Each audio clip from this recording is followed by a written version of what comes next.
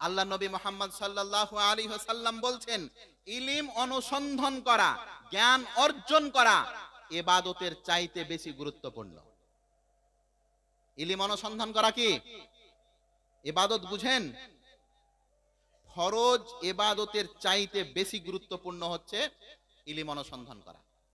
রাসূল করিম সাল্লাল্লাহু আলাইহি সাল্লাম এই ইলমের ফজিলত বর্ণনা করতে গিয়ে আল্লাহ রাসূল বলছেন, মান সালাকা তারিকান ইয়ালতামিসু ফিহি ইলমান সাহাল্লাহু তারিকান ইলাল জান্নাহ। আল্লাহ রাসূল বলছেন, যেই জ্ঞান অর্জন করার জন্য বাড়ি থেকে বেরিয়ে গেল, আল্লাহ পাক রব্বুল আলামিন তার জন্য জান্নাতের পথকে সহজ করে দিলেন। আপনি যদি জ্ঞান অর্জন করার জন্য বাড়ি থেকে বের হয়ে যান, তাহলে আপনার এই জান্নাতের পথকে সহজ করবে কে? আল্লাহ। অন্যত্রে রাসূল সাল্লাল্লাহু আলাইহি সাল্লাম বলছেন, যারা জ্ঞান অর্জন করে এদের জন্য আকাশে এবং জমিনে যা কিছু আছে সব কিছু তার জন্য দোয়া করে। এমন কি যারা জ্ঞান অর্জনের জন্য বাড়ি থেকে বের হয়ে যায় তাদের জন্য দোয়া করে। পানির পেটে, সমুদ্রের পেটে যে মাছালি আছে তারাও তাদের জন্য দোয়া করে। এ কাদের জন্য? ওই ABCD EFG এদের পড়ার জন্য। আপনার ছেলে মাস্টার ডিগ্রি পাস করায়, এখন পেশাব করতে বলেন, পেশাব করতে জানে না। ও কুকুরের মতন ট্যাং ছেড়ে পেশাব করে আপনার ছেলে, করে না? কি শিক্ষা দিয়েছেন? এটা ইসলামী শিক্ষা। এই শিক্ষার কথা আল্লাহ রাসূল বলেছেন। অধিকাংশ পরিস্থিতি যেগুলো তৈরি হচ্ছে আজকে আমাদের, ওয়াই ইসলামিক কৃষ্টি কালচার, ওয়াই ইসলামিক সংস্কৃতি, ওয়াই ইসলামিকের প্রভাব পড়েছে আমাদের শিক্ষা প্রতিষ্ঠান, আমাদের মগজে। মনে রাখবেন, মুসলমানদেরকে কোনোদিন কাফেরেরা লড়াইয়ের ময়দানে হারাতে পারেনি। একটাও যুদ্ধ পাবেন না আল্লাহ রাসূল হেরেছেন। একটাও যুদ্ধ নেই, সেটাতে কি হয়েছে? আল্লাহ রাসূল হেরেছেন। লড়াইয়ের ময়দানে কাফেরেরা মুসলমানদেরকে হারাতে পারেনি, কিন্তু মানসিক লড়াইয়ে মুসলমানদেরকে তারা হারিয়ে দিয়েছে। মনস্তাত্ত্বিক যেটা লড়াই, এই লড়াইয়ে মুসলমানের আজকে ছিটকে পড়ে আছে। অধিকাংশ জায়গায় এই রকম ভাবেই সমাজ চলছে। প্রিয় ভাই, মনে রাখবেন, এই জ্ঞান অর্জন করা আমাদের জন্য কত জটিল, এবং এই জ্ঞান অর্জনের কয়েকটা নমুনা। কোন জ্ঞান অর্জন করবেন এই নিয়ে আপনাকে বোঝাই। আজকে যারা বস্তুবাদী শিক্ষার পিছনে দৌড়ঝাঁপ করছেন, বলেন তো, আপনার মেয়ের বয়স এখন ধরলেন 15, 16, 17, 18 যা আছে, আপনার ছেলের বয়স 18, 19, 20 যা আছে, তাদের পড়াশোনা বাদ দিয়ে আপনি যে উড়িষ্যা পাঠাচ্ছেন, কলকাতা পাঠাচ্ছেন, কেরালা পাঠাচ্ছেন, এই যুবক যুবক তরুণ তরুণ ছেলেদেরকে, এদের জীবনের ভবিষ্যৎটাকে নষ্ট করলো কে? বুঝতে পারলেন না? আপনার ছেলের বয়স এখন কত? 18। 18তে কি লাগিয়েছেন আপনি? ও পরের কাঢ়েই চাঁড়ছে, দিয়ে পরের ইট বইছে। আপনার ছেলের বয়স এখন 16, ও পরের দোকানে কাপড় বেচছে। সারা জীবনের মতো আপনার ছেলেটাকে মূর্খ বানালেন আপনি। সারা জীবন আপনার ছেলে মানুষের সম্মুখীন আঙ্গুঠা ছাপ পরিচয় নিয়ে বেঁচে থাকবে, অথচ রাসূল করিম সাল্লাল্লাহু আলাইহি ওয়াসাল্লাম এই সোনার মতন সন্তান সন্ততিদের, বিশেষ করে মেয়েদের প্রতিপালনের বিনিময়ে আল্লাহ রাসূল জান্নাত বলেছেন। আল্লাহ নবী মুহাম্মদ সাল্লাল্লাহু আলাইহি সাল্লাম বলছেন, যেই ব্যক্তির জারিয়াতান থাকবে, দুটি মেয়ে থাকবে। কি থাকবে? দুটি মেয়ে। ওই দুটি মেয়ের ভালোভাবে লেখাপড়া, পড়াশোনা করাবে, শিষ্টাচার শিখাবে, ভালো বর দেখে বিয়ে দেবে। আল্লাহ নবী বলছেন, সেই ব্যক্তি আমার সঙ্গে জান্নাতে এই রকম ভাবে থাকবে। এরপরে আল্লাহ রাসূল দুটি আঙ্গুলকে জমা করে দিলেন। নবী মুহাম্মদ সাল্লাল্লাহু আলাইহি ওয়াসাল্লাম বিশেষ করে মহিলাদের শিক্ষার ব্যাপারে যে জোর দিয়েছেন, আজকে সমাজের মধ্যে সবচাইতে লাচার যেটা শিক্ষা হচ্ছে সেটা মহিলাদের ব্যাপারে। আমরা অনেক সময় ইসলামের ভুল ব্যাখ্যা করে থাকি যে মহিলাদের ইসলামী শিক্ষার ব্যাপারে কোনো মর্যাদা দেয়নি। না, শুনেন, আবু মুসা আশআরী রাদিয়াল্লাহু তাআলা আনহু থেকে একটি হাদিস শুনেন। আবু মুসা আশআরী রাদিয়াল্লাহু তাআলা আনহু তিনি বলছেন, মা আশকালা আলাইনা আসহাবি রাসূলুল্লাহ সাল্লাল্লাহু আলাইহি সাল্লাম হাদিসুন কাত্তু ফাসাআলনা আয়েশাতু ইল্লা ওয়াজাদনা ইনদাহা মিনহু ইলমা। আবু মুসা আশআরী রাদিয়াল্লাহু তাআলা আনহু বলছেন, আমরা বড় বড় সাহাবায়ে কেরাম যখন আল্লাহর নবীর হাদিস বুঝতে পারতাম না, সঙ্গে সঙ্গে মা আয়েশার কাছে চলে যেতাম আর আয়েশাকে জিজ্ঞাসা করতাম এই হাদিসের মানে মতলবটা কি, এই হাদিসের ব্যাখ্যাটা কি। আয়েশা এমন ভাবে এই হাদিসের ব্যাখ্যা করত যে আমরা সবাই সেই হাদিসের ব্যাখ্যাটা বুঝতে পারতাম। আজকে পরিস্থিতি হয়েছে কি, মেয়েদের দিয়ে 2000 বেড়ি বানাবেন আর ওই মেয়েকে পড়াবেন, তো কি করে পড়াশোনা হবে? আর যেদিন জের সারা বেড়ি আছে ওদিন তো আর বলিয়েন না। জের সারা বেড়ি হয় জানেন? যেদিন জের সারা বেড়ি আছে সেদিন তো স্কুলও বাদ, টিউশনও বাদ, খাওয়া মুতা পেশাব পায়খানাও বাদ। আল্লাহু আকবার, আল্লাহ মাফ করুক এই জাতির। ছোট ছোট কচি কচি বাচ্চাদের উপরে এই যে জুলুম আপনারা করছেন, এই জুলুম আল্লাহ পাক রব্বুল আলামিনের পক্ষ থেকে গজব হিসেবে আপনাদের উপরে চাপিয়ে দেওয়া হয়েছে। হে প্রিয় ভাই, আপনি যদি আপনার সন্তান সন্ততিকে পরিস্থিতি মোকাবিলা করার জন্য ইসলামী শিক্ষা না দেন, তাহলে কোথায় তৈরি হবে সেই রকম সাহাবায়ে কেরাম? আজকে এই তরুণ এবং যুবকদের পরিস্থিতি দেখেছেন, যেই তরুণ এবং যুবকেরা ইসলামের শিক্ষা বাদ দিয়ে পৌত্তলিকদের শিক্ষা, বেদিনদের শিক্ষা অবলম্বন করেছে। দেখুন সাহাবায়ে কেরামদের ইতিহাস দেখুন। আব্দুর রহমান বিন আউফ রাদিয়াল্লাহু তাআলা আনহু বলছেন, বদরের যুদ্ধতে, বদরের প্রান্তে আব্দুর রহমান বিন আউফ রাদিয়াল্লাহু তাআলা আনহু বলছেন যে বদরের যুদ্ধতে আমরা উপস্থিত হয়ে আছি। এই মতো অবস্থায় দুইজন তরুণ আমাকে এসে বলছেন, ইয়া আম্মি, হে চাচা যান, আরিনি আবা জাহাল আখবিরতু আন্নাহু ইয়াসুব্বু রাসূলুল্লাহ সাল্লাল্লাহু আলাইহি সাল্লাম। আব্দুর রহমান বিন আউফ রাদিয়াল্লাহু তাআলা আনহু বলছেন যে আমার কাছে দুইজন তরুণ এলো, তরুণ টকবগে, যাদের রক্ত তাজা, এই রকম দুইজন তরুণ এলো, এসে বদরের যুদ্ধতে কথা বলছে। বদরের যুদ্ধতে দুইজন তরুণ যুবক আব্দুর রহমানকে বলছে যে ইয়া আম্মি, হে চাচা যান, আরিনি আবা জাহাল, আপনি আমাদেরকে আবু জাহেলকে দেখান তো, ও আবু জাহেল কোনটা? তো আবু জাহেলের কথা শোনা মাত্রই তিনি বললেন, আব্দুর রহমান বিন আউফ বললেন ওই দুইজন তরুণকে, ফুটফুটে চেহারা, যাদের দাড়িও গোজায়নি, যে তুমি আবু জাহেলকে দেখে করবে কি? তখন ওই দুইজন যুবক বললেন, আখবিরতু আন্নাহু ইয়াসুব্বু রাসূলুল্লাহ সাল্লাল্লাহু আলাইহি সাল্লাম, আমি শুনেছি যে ওই আবু জাহেল আল্লাহর নবীকে খুব গালি দেয়। এই দুইজন তরুণ আব্দুর রহমান বিন আউফকে বদরের যুদ্ধতে জিজ্ঞাসা করছেন যে আবু জাহেল কোনটা, আপনি দেখান তো। তো আবু জাহেলকে দেখে তোমরা করবে কি? না, তো শুনেছি ওই আবু জাহেল আল্লাহর নবীকে খুবই গালি দেয়, এর জন্য কি করব, আজকে আবু জাহেলের কাজ তামাম করব। একবার ভেবে দেখুন, ইসলামী শিক্ষায় শিক্ষিত এই তরুণদের ইসলামের জন্য জানকে বিলিয়ে দেওয়া, ইসলামের জন্য নিজের জানকে কুরবানি করে দেওয়া কতটা সহজ ছিল। আর ওই আবু জাহেলকে বদরের প্রান্তে হত্যা করেছিল এই মুআজ এবং মুআব্বিজ, এই তরুণ ওয়া প্রাপ্ত দুইজন সাহাবী।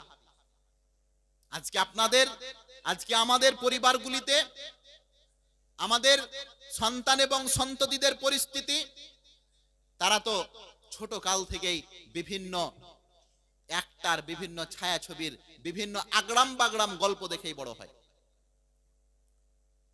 নাফি রাহিমাহুল্লাহ বলছেন, আব্দুল্লাহ বিন উমারের সঙ্গে একদিন রাস্তা দিয়ে চলে যাচ্ছিলাম, গানের একটি শব্দ এলো।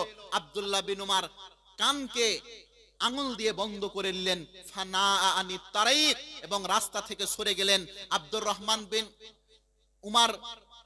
আব্দুল্লাহ বিন উমার রাস্তা থেকে সরে গেলেন গানের শব্দ শোনার কারণে। সঙ্গে সঙ্গে নাফে জিজ্ঞাসা করছেন যে আপনি রাস্তা থেকে সরে গেলেন কেন? তখন তিনি বললেন, ফাসামিয়া মিসলা হাদা ফাসানা মিসলা হাদা, আল্লাহর রাসূলের সঙ্গে একদিন ছিলাম, গানের শব্দ এসেছিল, আর এরই জন্য আল্লাহর নবী কানকে বন্ধ করে নিয়েছিল। আজকে আমাদের যুবক এবং যুবতী, তরুণ এবং তরুণীদের পরিস্থিতি নিয়ে আপনি একবার ভাবুন।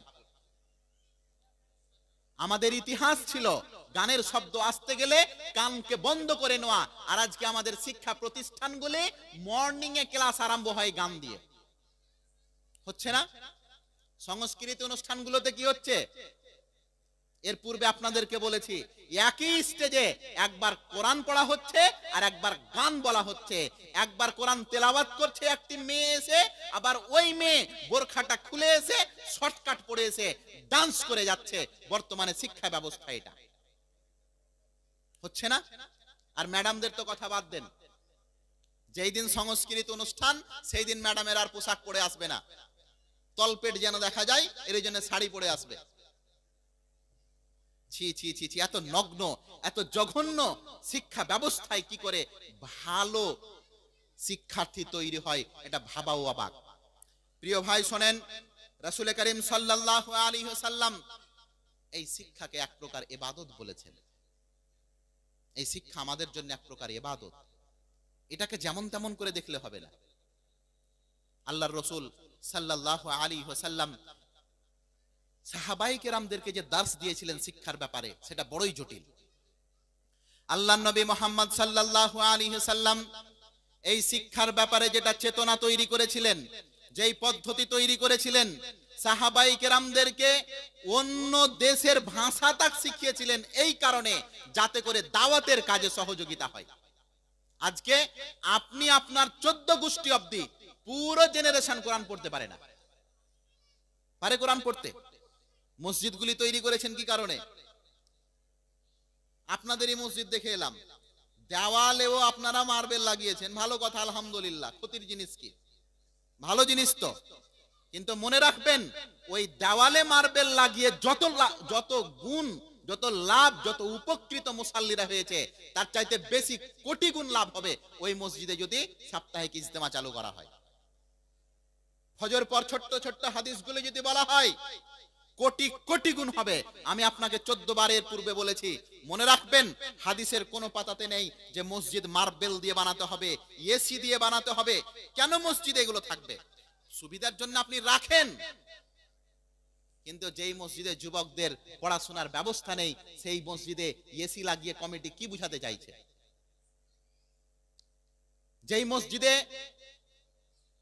বাচ্চা ছেলেদের পর্যাপ্ত পরিমাণে শিক্ষার কোনো ব্যবস্থা নেই, আমি মনে করি সেই সমস্ত মসজিদ শিক্ষা প্রতিষ্ঠানের যারাই দায়িত্বশীল আছেন, কিয়ামতের দিনে একদিন তারাকে কাঠগড়াতে দাঁড় হতে হবে। হবে না?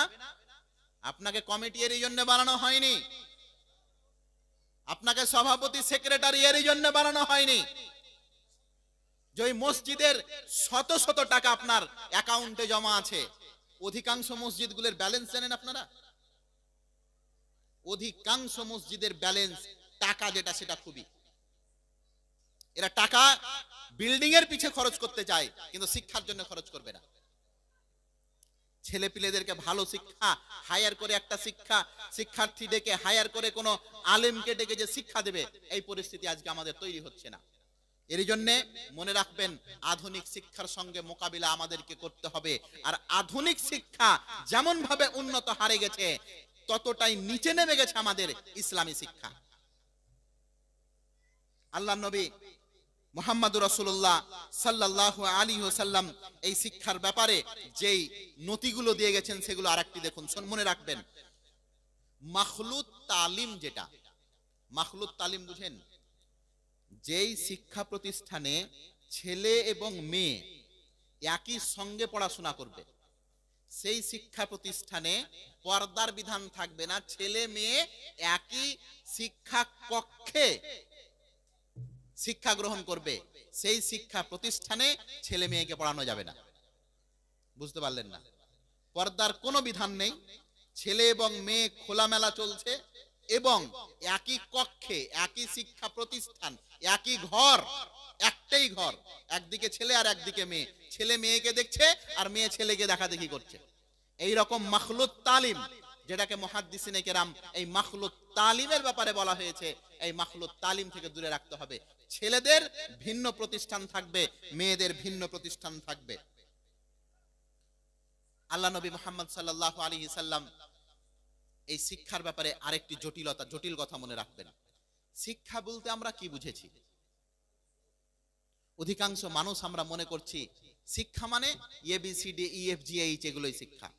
মনে রাখবেন প্রিয় ভাই, এটা অত প্রয়োজন নয় যে আপনার ছেলে এক থালি ভাতে কতটা প্রোটিন আছে, কতটা ক্যালসিয়াম আছে, কতটা ভিটামিন আছে, এটা জানা যতটা জরুরি তার চাইতে কোটি গুণ জানা জরুরি ওই এক থালি ভাত খেতে কিভাবে হয়, এটা বেশি জরুরি।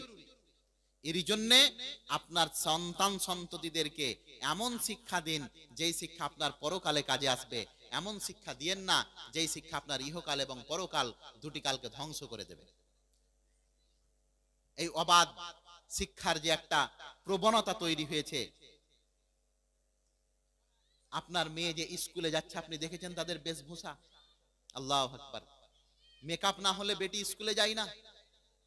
আল্লাহ নবী মুহাম্মদ সাল্লাল্লাহু আলাইহি ওয়াসাল্লাম স্পষ্ট ভাষায় বলেছেন, আব্দুল্লাহ ইবনে মাসউদ রাদিয়াল্লাহু তাআলা আনহুর একটি হাদিস, তিনি বলছেন আল মারআতু আওরাতুন ফাইদা খারাজাদিস তাশরাফাহাশ শাইতান। আব্দুল্লাহ ইবনে মাসউদ রাদিয়াল্লাহু তাআলা আনহু বলছেন, যখনই মেয়েরা বাড়ি থেকে বের হয় আল্লাহ পাক রব্বুল আলামিন তখন তাদের পিছনে কি হয়, শয়তান লেগে যায়। বাড়ি থেকে মেয়েরা বের হতে গেলে কি হবে, শয়তান তাদের পিছে লেগে যায়, আর শয়তান তাদেরকে পাপের দিকে ধাবিত করে। আপনার মেয়ে তো ফের আবার কলকাতা হস্টেল যায় তার বয়ফ্রেন্ডের সঙ্গে, যায় না? আপনার মেয়ে তো আবার নুরুল হাসান কলেজ যায়, নূর মোহাম্মদ কলেজ যায় বাসে একা একা করে। আপনার মেয়ে তো আবার টিউশন শেষ হয় 5টার সময়, বাড়ি আসে 7টার সময়। তখন আপনাকে যখন জিজ্ঞাসা করা হয় আপনার মেয়ের টিউশন 5টার সময় শেষ হয়, আপনার মেয়ে টিউশন থেকে আসে 7টার সময়, এই 2 ঘন্টা কেন লেট? তখন আপনি ফুটানি মারেন, আমার মেয়ে খালিদা একটু পড়াশোনাতে ভালো, তো শিক্ষক 2 ঘন্টা এক্সট্রা ক্লাস দেয়। এই কথাটাকে আপনার মানালো? কোন এক্সট্রা ক্লাস দেয় এটা আল্লাহ ভালো জানে। নবী করিম সাল্লাল্লাহু আলাইহি ওয়াসাল্লাম এই মেয়েদের ব্যাপারে বলেছেন, মা তারাকতু বাদি ফিতনাতান আযাররু আলার রিজাল মিনান নিসা। এই জমিনের মাটিতে পুরুষদের জন্য সবচাইতে বড় ফিতনা, সবচাইতে যেটা বিপর্যয় আল্লাহর নবী ছেড়ে গেছেন, সেটা হচ্ছে মহিলাদের ফিতনা পুরুষদের জন্য। মনে রাখো প্রিয় ভাই, আজকে যাকে তুমি জান জান বলছো না, কালকে একদিন সেই তোমার জান নেবে। আজকে যার জন্য তুমি বেড়ি খাওয়া ছেড়েছো, একদিন সে তোমার গাঁজা খাওয়ার কারণ হয়ে দাঁড়াবে। আজকে তোমার মনে হচ্ছে এই পরিস্থিতি, কিন্তু বড়ই জটিল এটা পরিস্থিতি। মানুষ একাই থাকে, তার এই একাত্ম দূর করার জন্য আরেকজন এসে তাকে আরো একা বানিয়ে দেয়। মনে রাখবে, এই মেয়েদের অশ্রু, মেয়েদের চোখের পানি 2 ধরনের হয়ে থাকে। এক, দুঃখ কষ্টের চোখের পানি হয়ে থাকে, আবার এই মেয়েদের চোখের পানি হয়ে থাকে ছলনারও। কিন্তু আশ্চর্য, ছলনার যেটা পানি সেটাও দেখতে একই রকম বের হয় চোখ দিয়ে, কষ্টের যেটা পানি সেটাও দেখতে পানির মতো আর বের হয় চোখ দিয়ে। বুঝা বড় মুশকিল সেটা ছলনার পানি না সেটা দুঃখ কষ্টের পানি। এর জন্য মনে রাখবে বন্ধু, আজকে তুমি যেটাকে প্রেম প্রেম বলছো, মনে রেখো প্রেমের জন্মই হয়েছে অভিনয় থেকে। প্রেমের জন্ম হয়েছে অভিনয় থেকে। আর এই পৃথিবীর মাটিতে যে যত বড় অভিনেতা সে তত বড় প্রেমিক। প্রেমের জন্মই হয়েছে অভিনয় থেকে, আর যে যত বড় অভিনেতা আজকে সেই তত বড় প্রেমিক।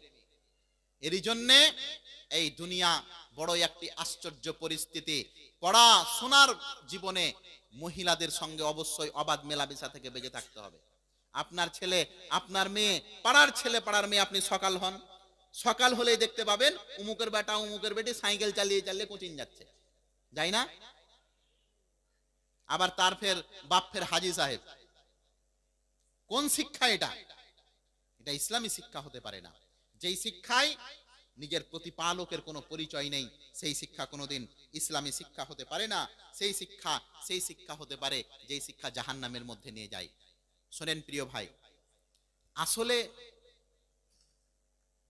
কামিয়াব সফলতা মানে আপনারা কি বুঝেছেন?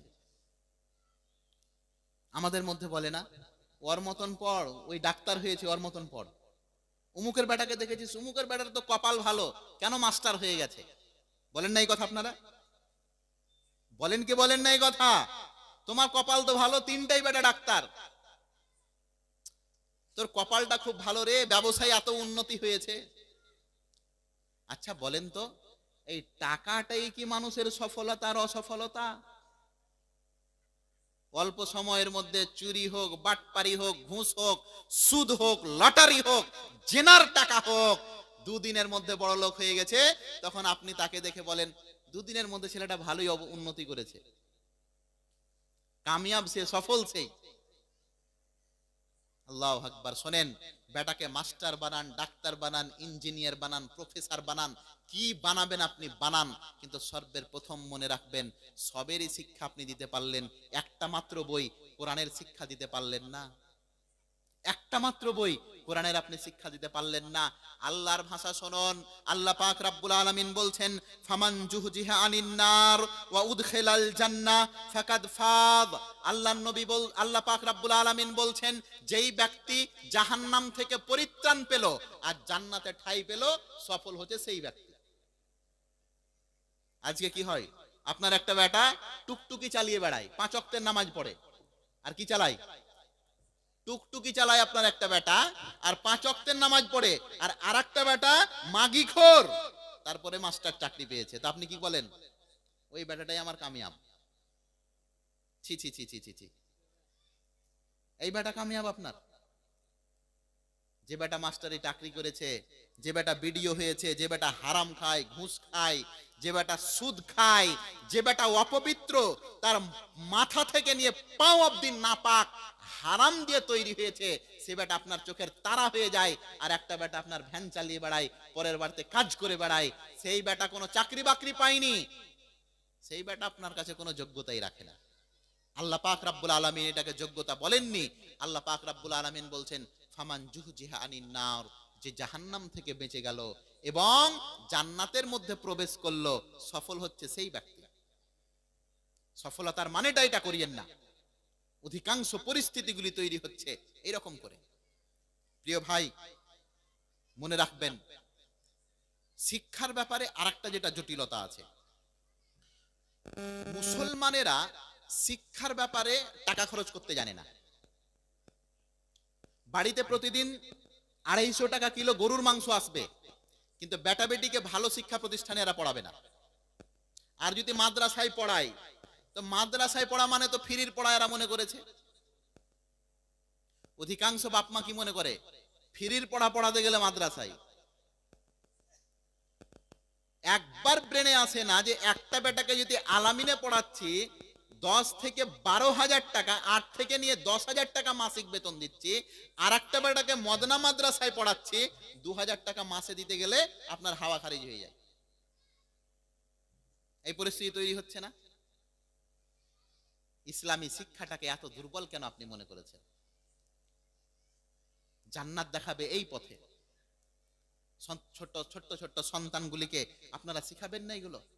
এরপরে যখন ওই সন্তান সন্ততি বড় হচ্ছে, মাতাল হচ্ছে, মদখোর হচ্ছে, বেহায়া হচ্ছে, টাকা তো কোটি কোটি টাকা আছে। এই হালি একটা খবর এলো, হালি রিসেন্ট একটা খবর এলো, একজন ব্যক্তিকে বৃদ্ধাশ্রমে তার ছেলে এবং তার বৌমা রেখে এসেছে, আর বৃদ্ধাশ্রমে কাঁদছে আর বলছে, আমার ছেলে উমুক বিডিও অফিসের বিডিও। অমুক বিডিও অফিসের কি বিডিও। তারপরে তার মা এবং বাবার ঠাঁই হয়নি, বাড়িতে রেখে এসেছে কোথায়? বৃদ্ধাশ্রমে। এই শিক্ষা দিয়েন না যেই শিক্ষা মাকে চিনে না। রাসূল করিম সাল্লাল্লাহু আলাইহি সাল্লামের শিক্ষা দেখুন। আল্লাহর নবী বলছেন, লাইসা মিন্না মান লাম ইয়ারহাম সাগীরানা ওয়া লাম ইউআক্কির কাবীরানা। আল্লাহর নবী মুহাম্মদ সাল্লাল্লাহু আলাইহি সাল্লাম বলেন, সে মুহাম্মাদের উম্মতের মধ্যে নয় যে বড়দের শ্রদ্ধা করে না, ছোটদের স্নেহ করে না। ছোট ছোট ছেলেদেরকে শিখান বড়কে শ্রদ্ধা কিভাবে করতে হয়, ছোটকে স্নেহ কি করে করতে হয়। আপনার ছোট্ট একটি ছেলেকে, ছোট্ট মেয়েকে শিখান এটা আপনার দাদু হয়, এর সঙ্গে ইনার সঙ্গে কিভাবে কথা বলতে হয়। এটা তোমার গ্রামের চাচা হয়, এর সঙ্গে কিভাবে কথা বলতে হয়। এটা তোমার কাকি, এটা তোমার দাদি, এটা তোমার আম্মা, এটা তোমার আব্বু, এদের সঙ্গে কিভাবে কথা বলতে হয়। এই শিক্ষাই তো হচ্ছে ইসলামী শিক্ষা।